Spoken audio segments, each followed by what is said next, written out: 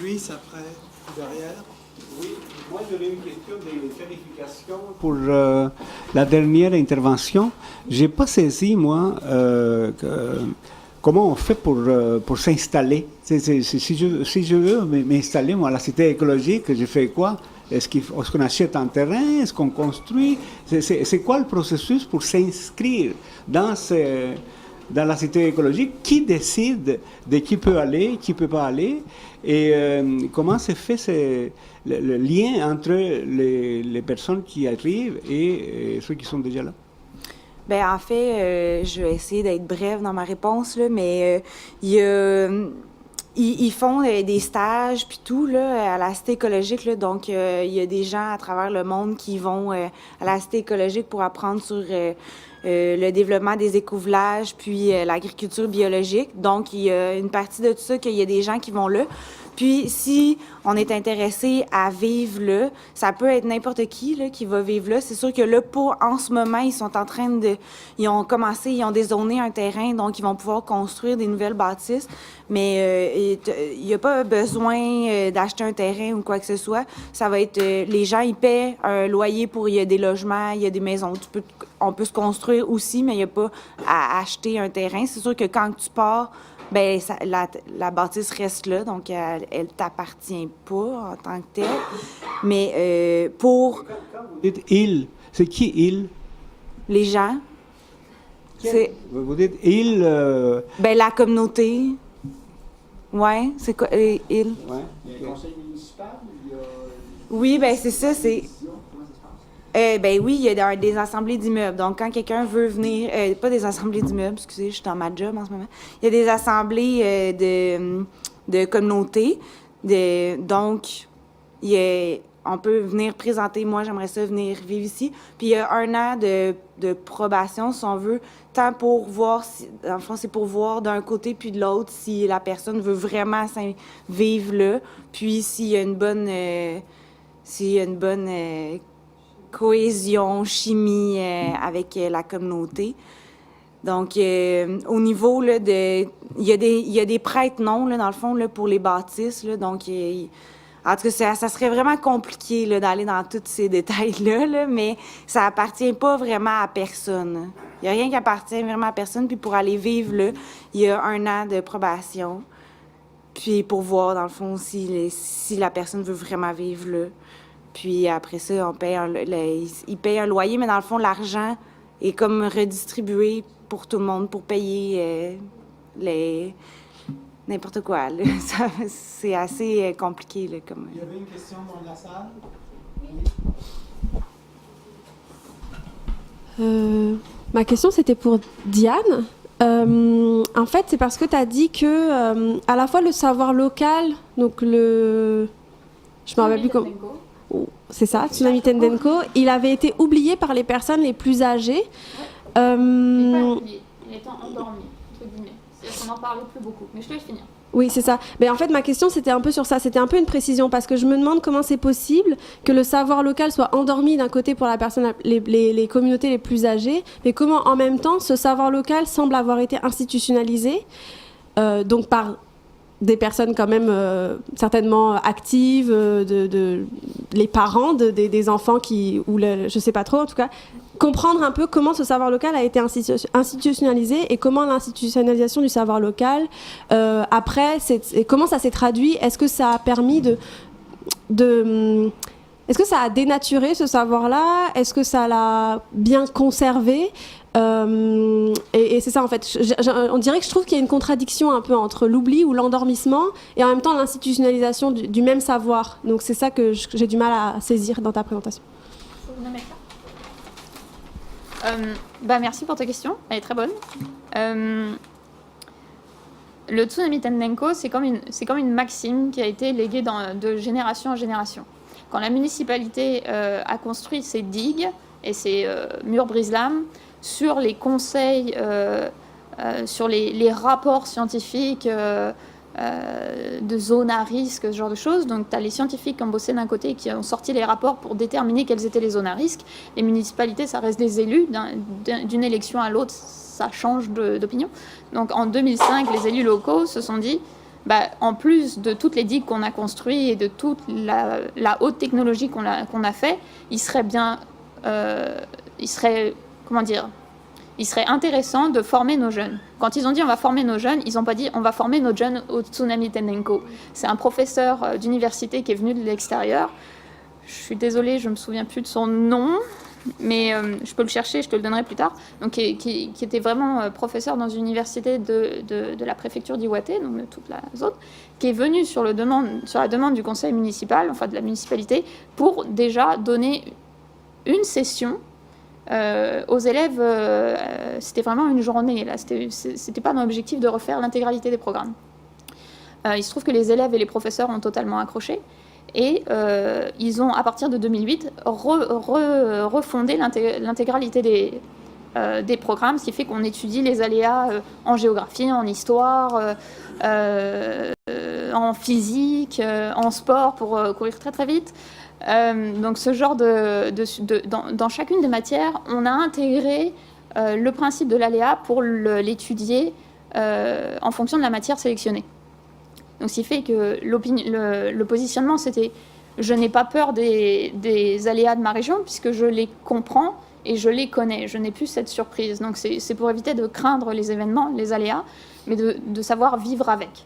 Donc, ça, c'est une chose qui a été faite. Le professeur à l'extérieur, donc lui, a entendu parler du Tsunami Tendenko et c'est lui qui a permis de faciliter le programme et cette fameuse institutionnalisation à partir de ce qu'il avait noté sur la région. Donc ça ne vient pas des gens qui habitaient sur place, ça ne vient pas des aînés ou des adultes dont tu parlais, ça vient bien de l'extérieur. Et quand 2011 a frappé, ce concept était bel et bien endormi pour les adultes, qui la génération, on va dire, des jeunes parents, étaient totalement rassurés par la construction des digues, en disant on est protégé, ça va bien se passer. Sauf qu'eux ont été beaucoup plus fortement touchés que les jeunes, qui, eux, avaient une formation dans chacune des matières et étaient au quotidien confrontés à cette maxime sans forcément la nommer. Sur les 99,8, là, le tout petit bout qui restait, c'était des élèves qui n'étaient même pas à l'école. Donc ça prouve bien que c'était... la formation dispensée à l'école a bel et bien fonctionné. Après, si tu veux le détail, parce que je l'ai quelque part, faut que je te la retrouve. Où es-tu ?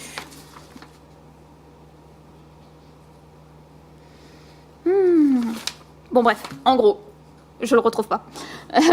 En gros, la formation, si on doit la résumer en 3 règles, c'était ne prends pas pour argent comptant les guides, les données officielles. C'est-à-dire quand on te donne une zone inondable, oui, ça a été pensé intelligemment, c'est des personnes expertes qui l'ont fait, mais si tu te caches uniquement derrière ce document-là, tu risques de te planter.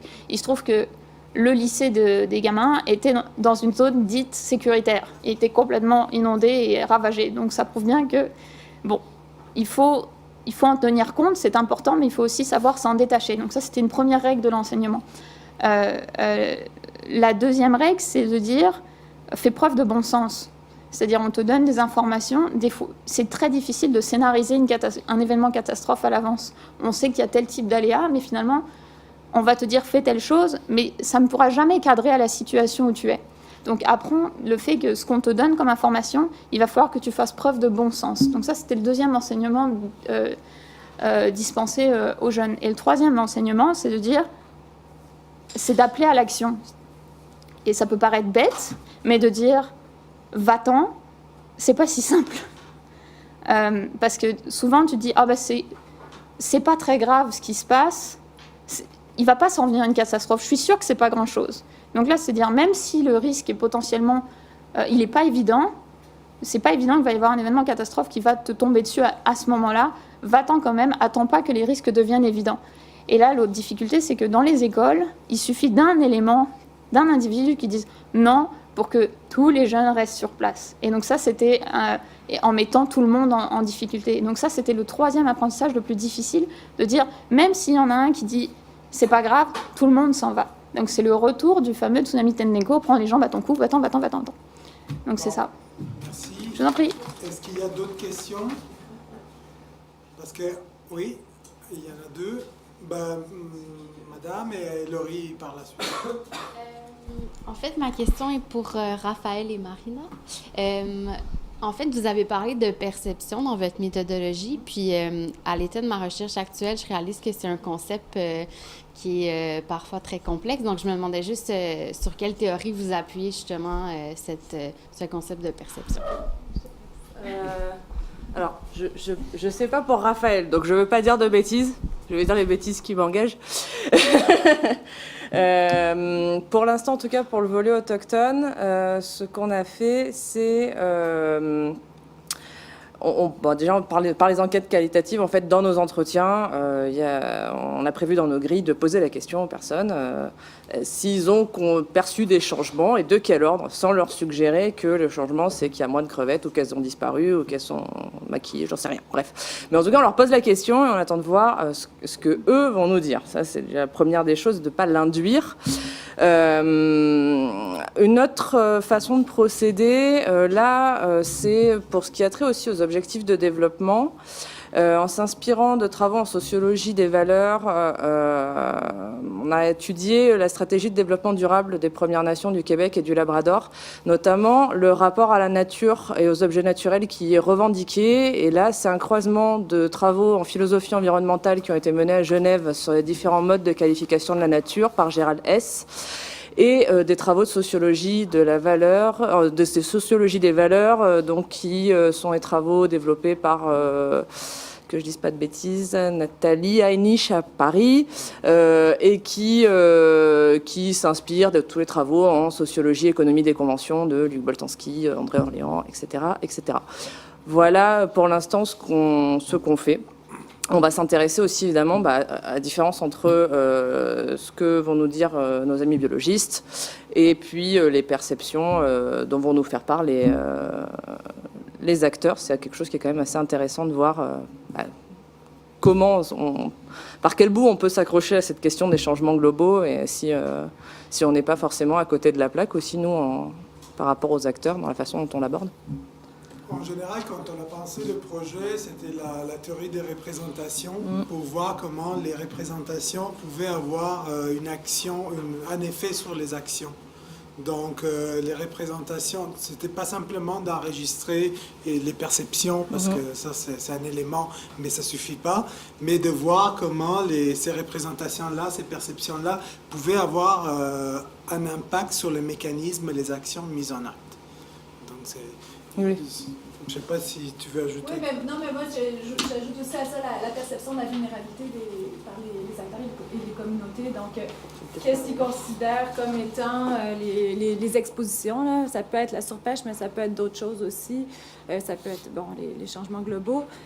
Puis il y a différents facteurs dans ces changements globaux-là. Donc, quelle est la perception de la vulnérabilité qui est composée des expositions qui viennent de l'extérieur, d'une sensibilité qui est intrinsèque aux communautés et aux acteurs et de la capacité d'adaptation.